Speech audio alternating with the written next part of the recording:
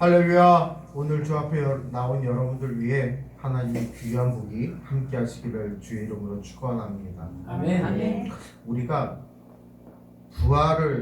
이 부활절을 맞이하면서 이 부활을 어떻게 설명해야 되나, 또 여러분들이 밖에 나갔을 때 부활을 어떻게 설명하면 좋을까요?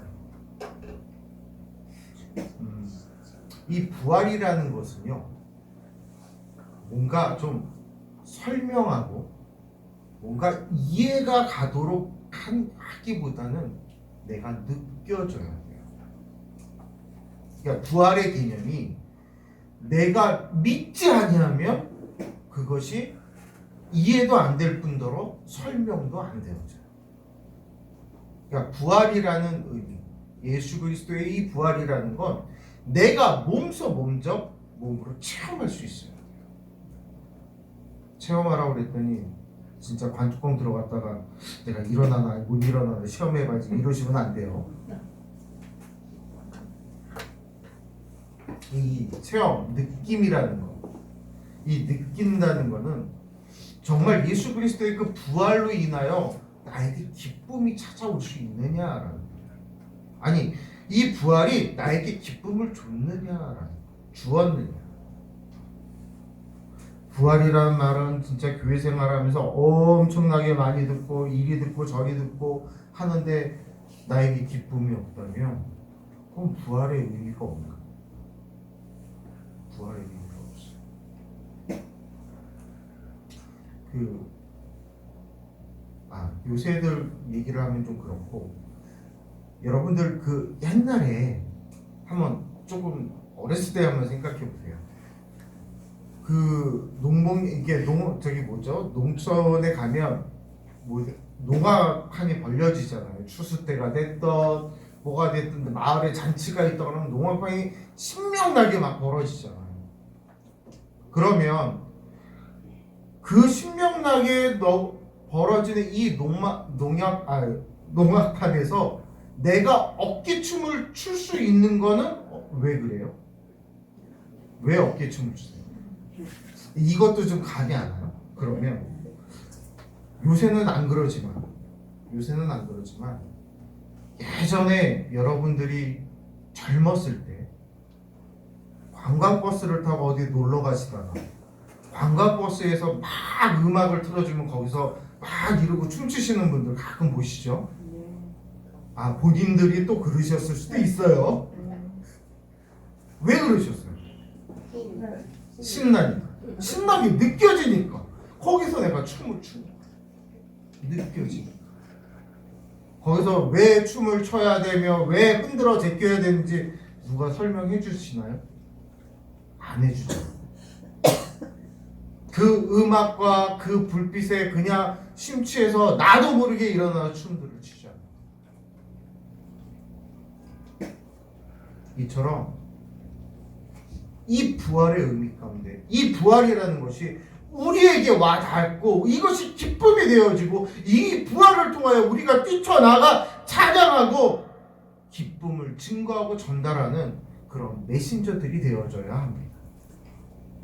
오늘 본문을 한마디로 요약하면 우리도 부활한다라는, 우리도 부활, 여러분도 다시 부활한다는 22절 하반절에 보면 그리스도 안에서 모든 사람이 삶을 얻느니라고 했습니다. 그리스도 안에 있어야 삶을 얻는 거예요. 그것도 여기 모든 사람 안에는 나도 들어가 있다라는 사실, 여러분 자신이 들어가 있다는 거예요. 다시 한번, 그리스도 안에서 모든 사람이 삶을 얻었다고 했어요. 모든 사람이 삶을 얻는데 어디에 있어야 삶을 얻어요? 그리스도 안에 있어요. 그리스도를 벗어난 사람들에게 삶이 아니라, 생명이 아니라 죽음밖에 없다. 그러니 그리스도 안에 있는 우리는 이 부활을 볼 때 얼마나 기쁘고 즐겁고 행복해야 됩니까? 그러니까 얼굴 피세요.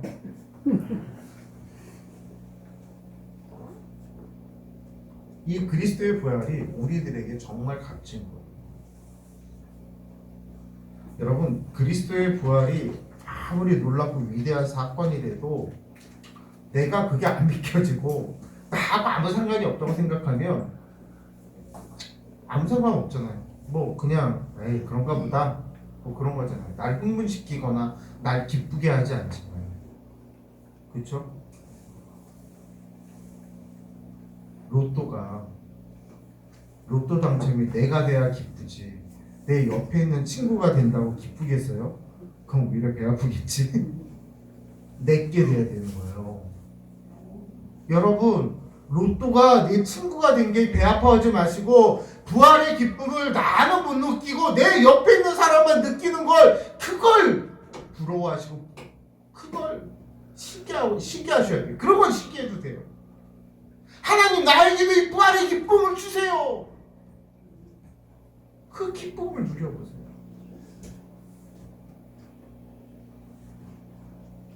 나를 이 부활이 상분시킬 수 없다면 오늘 성경은 그래서 이렇게 얘기해요. 그리스도께서 부활하셨기 때문에 너희도 부활한다. 부활하신 그리스도 안에 있기에 우리는 부활할 수 있다. 그래서 그리스도 안에 있는 모든 사람이 부활을 얻는다. 이걸 뒤집어 얘기하면 그리스도밖에는 부활이 없다라는 거예요. 오늘 여러분들이 교회에 나와 예수 그리스도를 향하고 예수 그리스도를 믿어지고 받아들일 때 그 기쁨이 그 부활의 기쁨이 누려지는 거예요. 그리고 여러분들이 그 부활 생명을 통해서 예수님의 그 놀라운 사건을 통해서 삶이 변화되어지는 것입니다. 예수님의 이 부활은요, 예수님 자신만의 개인적인 부활의 모습이 아닙니다. 모든 공동체의 부활의 보편적인 사건입니다. 마지막에 그리스도 안에서 죽은 자들의 부활을 실현시키는 종말적인 의미가 또한 담겨져 있습니다. 그리스도께서 죽은 자 가운데서 다시 살아나셨기 때문에 그 예수 그리스도 안에 있는 모든 성도들이 그리스도 안에 있는 바로 저와 여러분들이 다시 살아날 수 있다는 겁니다. 바로 예수님의 부활은 우리 성도들의 부활입니다. 예수의 부활은 바로 나의 부활인 줄로 믿으시기 바랍니다. 아멘. 부활에 대해서 오늘 본문은요, 우리가 부활은 모든 문제의 해답이라고 우리에게 가르쳐주고 있습니다. 여러분 보통 고린도전서 이 본문 15장을 뭐라고 얘기하냐면 부활장이라고 얘기를 해요.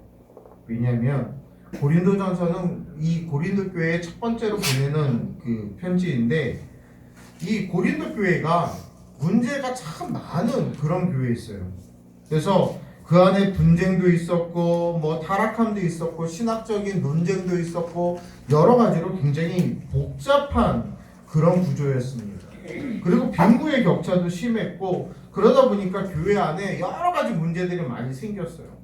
그러다 보니까 교회 안에서 고소고발이 남발했습니다. 서로 고소하고 막 고발하고 그랬던 거예요. 그래서 이 사도 바울이 고린도 교회 이런 문제들을 알고는 이 당시에는 뭐 편지를 보낼 수 있는 방법은 인편을 통해서 누군가의 손에 들려서 보내는 방법밖에 없잖아요. 그래서 고린도전서 1장 11절을 보니까 내 형제들아 글로에의 집편으로 너희에 대한 말이 내게 들리니 곧 너희 가운데 분쟁이 있다는 것이더라 이랬어요. 너희가 분쟁이 있다라는 것을 내가 듣게 됐는데 그럼 이 분쟁에 대해서 어떻게 해결할 것인가? 그래서 유권 해석을 해서 보낸 편지가 고린도전서.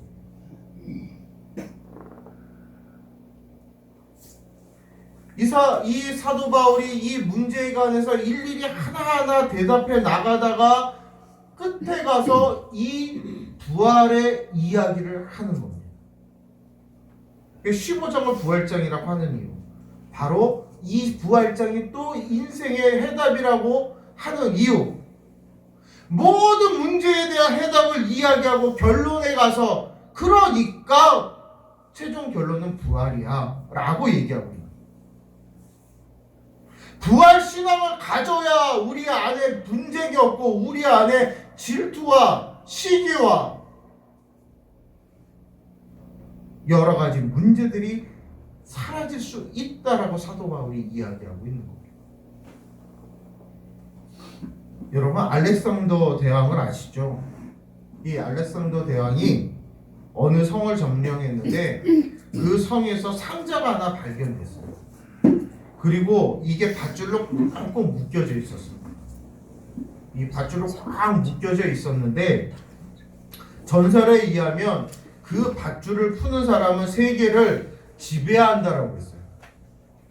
그래서 많은 사람들이 그 상자에 묶인 줄을 막 풀려고 애를 썼어요. 근데 이 알렉산더 대왕이 딱 그걸 보니까 내가 풀어보겠어. 다 비키시오 하고 갔어요. 그리고는 옆에 차고 있던 큰 칼을 뽑아 들어서 그 밧줄을 탁 끊어버리는 거예요. 그리고 상자 위에 올라가 소리쳐요. 나는 세계의 제왕이다! 라고 외칩니다.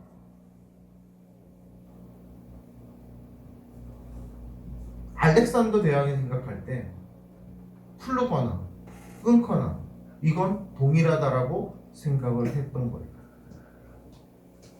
어찌 보면 그의 호쾌한 성격 때문에 그 문제, 어떤 문제를 만났을 때 그것을 풀어 헤치고 그것을 잘라버리고 나갈 수 있는 힘이 됐는지도 모릅니다.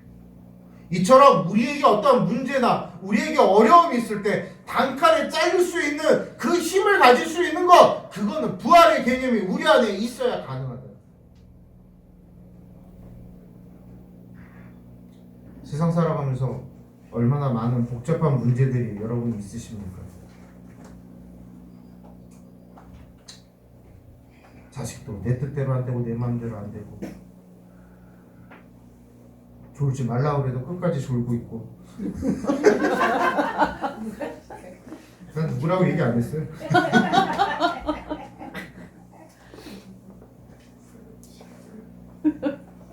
자식도 내 마음대로 안 되고 삶도 내 마음대로 안 되고 그잖아. 뭐 돈 벌고 싶어도 내 마음대로 벌려요 그게.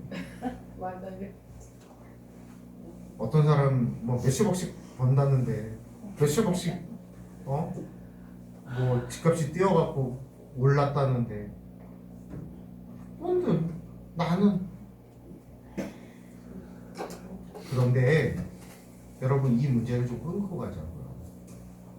끊어야 돼요. 끊을 건 뭐냐면 부활의 소망을 가져요.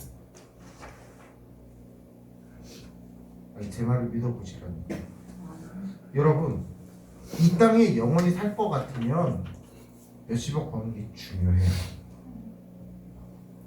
이 땅에 진짜 살 것 같으면, 영원히 살 것 같으면 명예를 얻는 것도 중요해요. 이 땅에 영원히 살아갈 것 같으면 내 자식 농사 어떻게든지 잘 짓는 게 중요해요.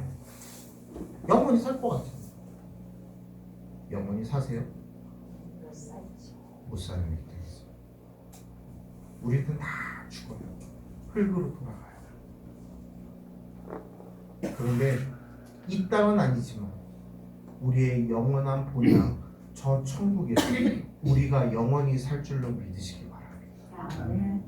그러니까 이 땅의 미련을 끊어버리세요. 그게 부활의 소망이에요. 그 소망이 있어야 즐거워지고 기뻐지는 거예요. 기쁘고 즐거웠는데 집에 가서 자빠져 있는 저 새끼 보니까는 때려 이러고 싶고 관장하죠. 관장해. 교회 가서 하나님 저 인간 좀 변화시켜달라고 그렇게 기도하는데 집에 가면 큰아들은 왔어 오늘도 한잔 할까 이러고 있죠. 더 속 터지죠. 속 터져 하지 마세요. 기도하세요. 부활의 소망을 갖고 기도하세요. 아멘. 그게 중요해요. 그럴 때 그들이 변하는 거예요. 아니 교회 열심히 다닌다 그러면서 야 너 교회 맨날 가는데 네가 교회 집사라며, 네가 교회 권사라며, 네가 교회 장로라며, 안수 집사라며, 그러면서 그 사람의 얼굴에 기쁨이 없으면 그거 뭐 할 거예요? 뭘로 전도할 거예요? 뭐가 부활의 기쁨이 있는 거예요? 뭐가 부활이에요? 우리 기독교는 부활의 종교예요. 부활의 소망이 없으면, 부활의 기쁨이 없으면 기독교는 죽은 종교가 되는 거예요. 여러분, 이 땅은 우리가 잠시 소풍 왔다가 가는 곳입니다. 우리가 가야 될 곳은 저 천국입니다. 영원한 나라, 그 나라에서 여러분이 부활하여 영원히 살 줄로 믿으시기 바랍니다. 아멘. 그래서 이 부활의 문제는 인생의 모든 문제를 끊고 가는 거예요. 이 부활의 문제, 이 부활을 믿지 아니하면 인생의 문제가 어느 것 하나 해결되지 않습니다. 그래서 사랑하는 성도 여러분, 이 부활을 통해서 여러분 인생의 모든 문제, 중요한 문제, 당면한 지금의 문제의 해답을 찾을 수 있기를 주의 이름으로 축원합니다. 아멘. 두 번째로 부활에 대해서 오늘 본문은 우리에게 신앙생활의 부활을 빠뜨려서는 안 된다라고 말씀하고 있습니다. 고린도 교회는 바울에게 묻지 않았습니다. 뭘 묻지 않았냐면 부활의 문제를 묻지 않았어요. 고린도 교회는 어려움을 당해서 바울에게 6번 해석을 해달라고 지금 보냈는데 그 중에 다 문제를 본 바울에게 훑어보니까 부활의 문제는 묻지 않았어요. 그럼 어떻게 할 수 있냐면 오늘 성경을 보면 너희가 쓴 문제에 대하여 말하면서 라고 고린도전서에는 기록이 되어 있는데 그게 7장 1절부터 시작이 돼요. 그래서 너희가 쓴 문제에 대해 말하면 하면서 부부의 문제 얘기를 했고 7장 25절에서는 처녀에 대하여서는 이라고 얘기하시면서 임박한 재림과 또 성도들의 결혼 문제에 관해서 얘기했고 8장에 가서는 우상의 문제, 12장에 가서는 신령한 것에 대해서 16장에 가서는 연보에 관해서 얘기를 합니다. 그러면 그 가운데에 바로 15장에서는 부활에 관한 이야기를 해요. 부활에 관한 왜 고린도 교회가 이 부활에 관한 걸 묻지 않았는지 우리가 알 수 있냐면 12절을 보면 고린도 교회 교인들 가운데 죽은 자 가운데에서 부활이 없다고 주장하는 사람들이 있습니다. 그런데 교회는 그 부활의 문제를 묻지 않았어요. 사도 바울에게 묻지 않았어요. 분명히 이 기독교는 부활의 사건이 있고 부활이 있어야 살아있는 종교인데 이 부활의 문제를 부인하고 믿지 않았다는 크나큰 문제인 거죠. 그리고 이 문제를 사도 바울에게 물어보지도 않았어요. 사도 바울은 질문받지 않았지만 이 문제를 그냥 간과할 수 없었습니다. 분명히 짚고 넘어가야 되는 상황이었어요. 왜냐하면 우리의 신앙생활 가운데 이 부활 신앙을 빼고는 우리의 신앙은 그냥 쭉정이에 불과하다. 부활이 없으면 여러분이 예수를 믿는 건 쭉정이에 불과하다.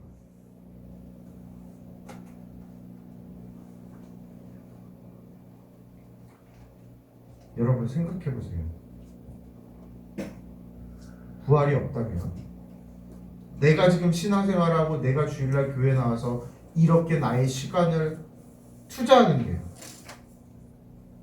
이 시간에 놀러가서 꽃 구경하는 게 낫지.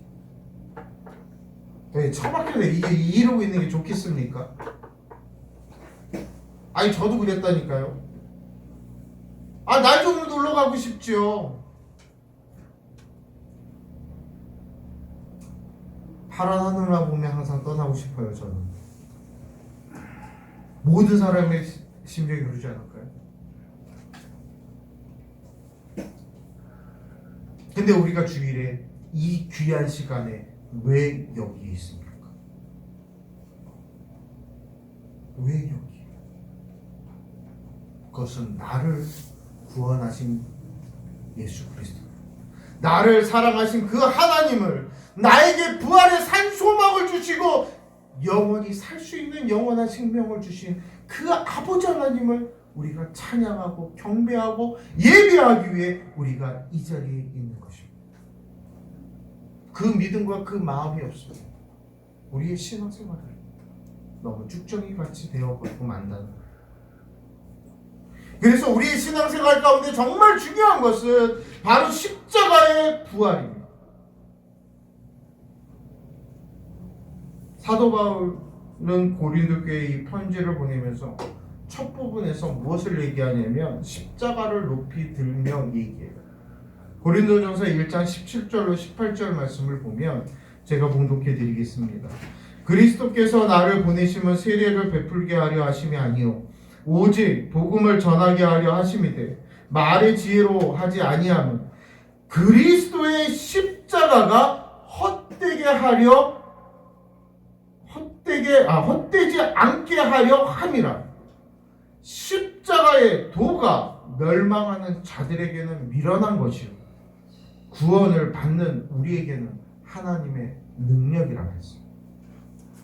예수 그리스도를 통하여 구원을 받은 여러분에게는 그 십자가가 능력이 되어져야 될 줄로 믿습니다.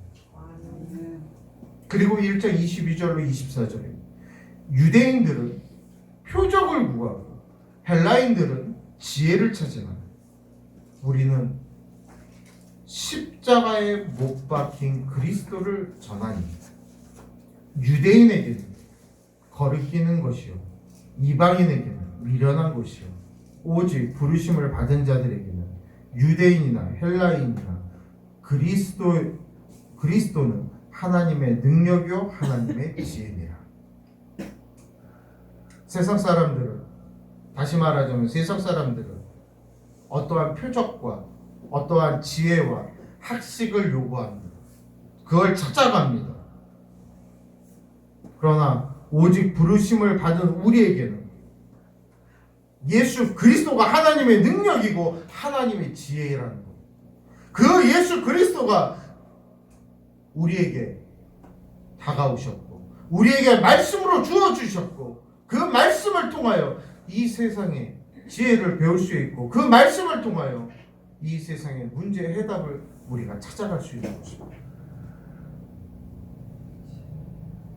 그래서 고린도전서 1장을 십자가의 장이라고 얘기를 합니다. 그리고 십자가는 2장에서도 계속 등장해요. 2장 1절로 2절에 형제들아 내가 너희에게 나아가 하나님의 증거를 전할 때에 말과 지혜의 아름다운 것으로 아니하였나니 내가 너희 중에서 예수 그리스도와 그가 십자가에 못 박히신 것 외에는 아무것도 알지 아니하기로 작정하였습니다.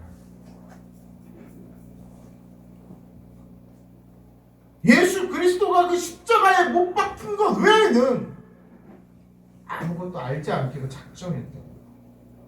여러분, 이 사도 바울이라는 인물이 어떤 인물이냐면 오늘날로 따지면 엄청난 학식을 가지고 있는 대단한 학자였어요. 엄청난 박사였습니다. 그런 사람이 지금까지 내가 알고 있던 모든 것을 다 내려놓고 내가 유일하게 아는 건 이거 하나다.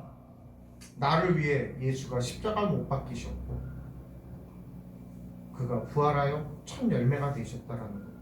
그거 하나만 아는가? 라는 겁니다. 그리고 끝에 와서 이 15장의 부활의 얘기를 다시 하는 거예요. 십자가는 기독교의 신앙의 알파요 부활은 오메가라는 거예요.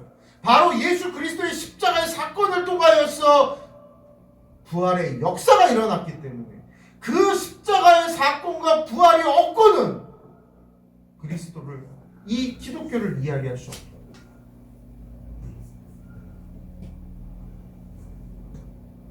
여러분, 우리에게 중요한 건 이거예요. 여러분을 대신하여 여러분의 죄를 대신하여 예수님께서 십자가를 지셨습니다. 고난을 당하셨어요. 피 흘리셨어요. 그리고 거기서 죽으셨어요. 누구를 위해? 바로 나를 위해. 여러분들을 위해 죽으셨어요. 그리고 3일 만에 부활하셨어요. 하나님께서 부활의 첫 열매로 예수 그리스도를 선택하셨어요. 그 예수 그리스도가 부활해야지만 우리에게도 부활의 산소망이 생길 수 있는 거죠. 사랑하는 성도 여러분, 여러분의 신앙에 십자가와 부활이 떠나지 않고 십자가와 부활이 여러분의 삶의 중심에 있기를 주의 이름으로 축원합니다. 아멘. 우리가 세 번째로 부활에 대하여서 오늘 본문은 부활은 소망 가운데 소망이라고 얘기하고 있는 거예요. 여러분 소망 가운데 살아가시기를 바랍니다. 소망이 있어야 되잖아요. 그 절망만 있으면 어떡해요? 매번 절망스러우면 어떡합니까? 좀 부활 신앙을 가지고 이 절망을 거부하고 이 부활 신앙을 가지고 용기를 가지고 힘있게 살아가시기를 주의 이름으로 축원합니다. 아멘. 우리가 부활절 하면서 이 부활의 기쁨과 이 부활로 인하여 우리에게 힘이 없다면 뭔 소용이 있겠어요? 절망 속에만 있다면 뭔 기쁨이 있겠어요? 아휴, 부활절 아무리 교회에서 떠들고 아무리 기쁘다 어쩌다 해도 나하고 뭔 상관이야. 아휴, 집에 가면 문제가 산더미인데 이놈의 문제를 어떻게 해? 여러분 그 절망을 끊으십시오. 부활의 기쁨으로 끊으셔야 돼요. 그게 목매어 있으면 안 돼요.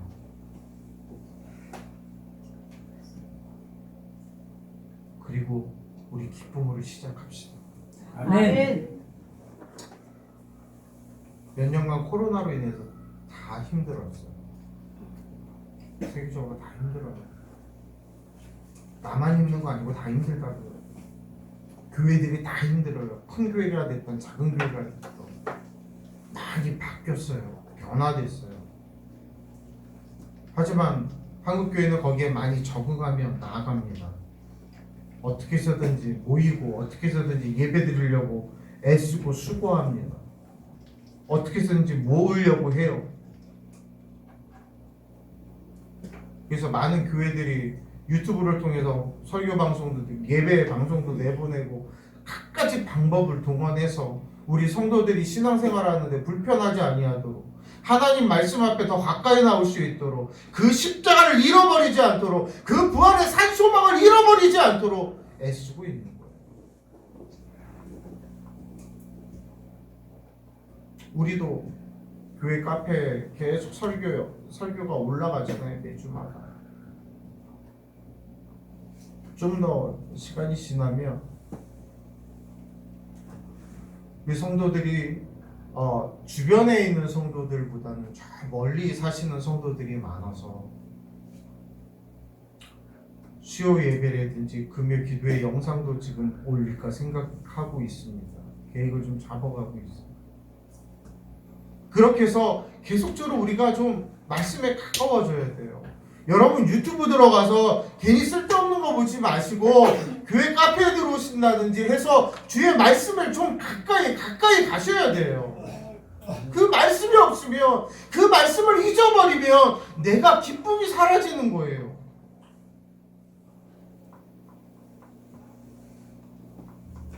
말씀이 내 안에 있지 않으면 문제들이 해결되지 않아요.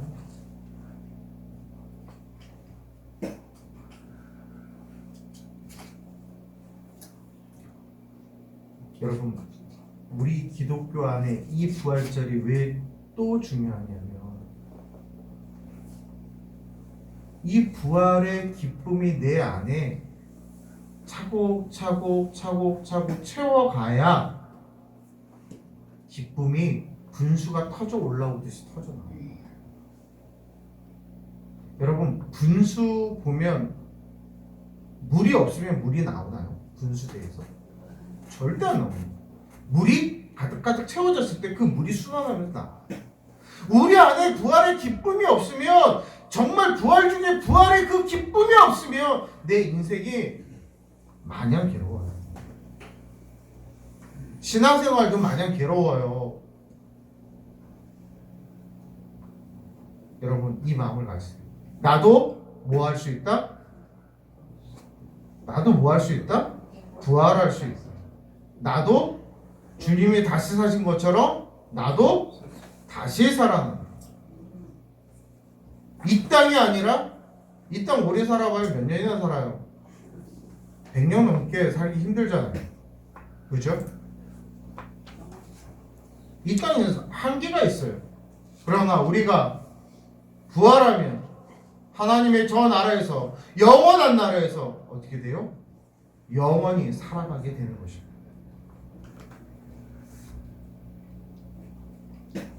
하나님은 여러분에게 그것을 선물하셨어요. 부활의 소망을 통한 기쁨과 영원한 삶. 오늘 그것을 받아들이고 믿는 여러분이 되시길 주의 이름으로 축원합니다. 아멘. 아멘. 부활절이 되면 우리는 부활의 기쁨과 함께 또 하나 생각할 게 있어요. 뭐냐면 부활절이 우리에게도 중요하지만 우리나라에게도 참 중요한 날이었어요. 왜 그런지 아십니까? 1885년 4월 5일이 그 당시의 부활절이었어요. 왜냐면 부활절은 음력으로 돌아요. 그러다 보니까 날짜가 조금씩 바뀌죠. 1885년 4월 5일이 부활절이었어요. 그 부활절 날, 그 부활절에 한국 땅에 두 선교사가 옵니다. 바로 아펜젤러와 언드우드 선교사가 인천항에 첫 발을 내딛는 날이 바로 부활절이었어요. 하나님의 복음이 증거되어지기 위하여 하나님의 그 선교사들이 이 땅을 밟은 날이 부활절이었어요. 그들이 왜 머나먼 타국에 와서 그 젊음을 바치고 그들이 왜 그런 노력을 했을까요? 그런 물질을 바치고 그런 재능을 바치면서 왜 그들이 수고했을까요? 그들이 이 땅의 소망이 아니라 저 천국의 소망을 두었고, 이 땅의 기쁨이 아니라 저 천국에서 누릴 기쁨과 저 천국에서 받을 상급을 기대했다. 부활의 소망이 있으면 이처럼 주의 복음을 증거하게 되는 것입니다. 바로 한국교회는 그 부활 신앙 가운데 세워진 거예요. 그래서 이 한국에 이 부활절이 중요하다라는 거예요. 아무리 힘들고 어렵고 아무리 저 북으로부터 여러 가지 공격과 어려움이 있다 할지라도 버티고 있는 이 대한민국, 조그만 땅덩어리가 버티고 있다는 거 대단하지 않습니까? 그 중심을 파헤치고 들어간 부활의 신앙이 있었다는 거예요. 그 신앙을 가지고 기도한 많은 믿음의 선조들이 있었다라는 거예요. 믿음의 선진들이 있었다라는 거예요. 사랑하는 성도 여러분, 우리가 그 바톤을 이어받았잖아요. 우리가 그것을 세워 가야 됩니다. 우리가 그걸 무너뜨려 버리면 저와 여러분의 자녀 세대에게는 물려줄 게 아무것도 없어요. 여러분, 돈 물려줘봤자 지네들끼리 치고받고 싸울 것이고, 그렇다고 명예를 물려줄 거예요? 뭘 물려줄 거예요? 부활의 산 소망을 그들에게 주지 않으면 그들도 힘들고 어렵고 괴로운. 여러분, 요새 젊은이들이 결혼 안 하잖아요. 힘들다고 안 하잖아요. 애도 안 낳잖아요. 애 낳느니 개 한 마리, 개 두 마리 키우는 게 낫다고 그러고 살잖아요. 왜 그래요? 그들의 마음엔 부활이 없기 때문에. 부활의 기쁨이 있으면 그러지 않아요.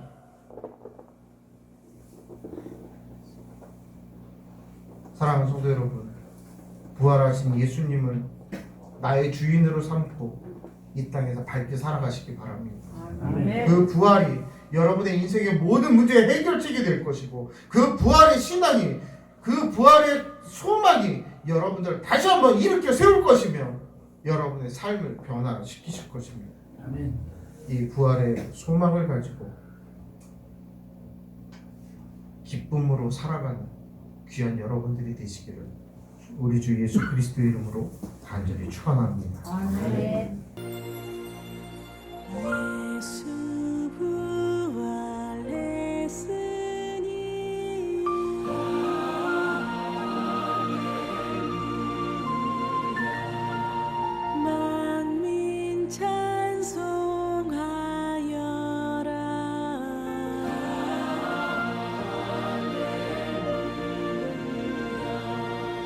참